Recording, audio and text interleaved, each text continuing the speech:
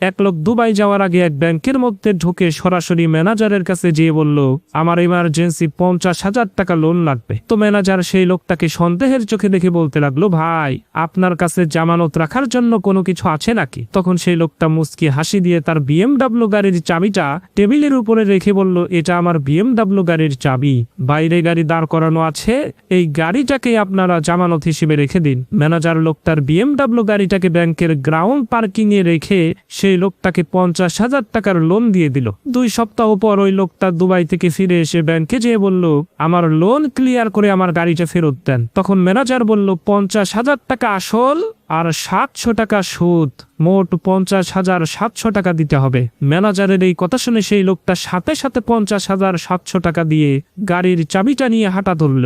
লোকটার এই কাণ্ড দেখে সেই ব্যাংকের ম্যানেজার বলল, ভাই আমরা খোঁজ খবর নিয়ে দেখেছি আপনি কোটি কোটি টাকার মালিক, কিন্তু হঠাৎ করে আপনার এই 50,000 টাকার প্রয়োজন হলো কেন, সেটা তো বুঝতে পারলাম না। তখন সেই লোকটা মুচকি হাসি দিয়ে ম্যানেজারকে উদ্দেশ্য করে বলতে লাগলো, ভাই আমার 2 সপ্তাহের জন্য ব্যবসায়িক কাজে দুবাই যাওয়ার প্রয়োজন ছিল, বাহিরের পার্কিং এ গাড়ি রাখতে গিয়েছিলাম, 2 সপ্তাহের জন্য 5,000 টাকা চায়। তখন চিন্তা করলাম ব্যাংকের চাইতে সস্তা আর সুরক্ষিত জায়গা তো কোথাও নাই, তাই 50,000 টাকার লোন নিয়ে 5,000 টাকার কাম 700 টাকায় সেরে ফেললাম।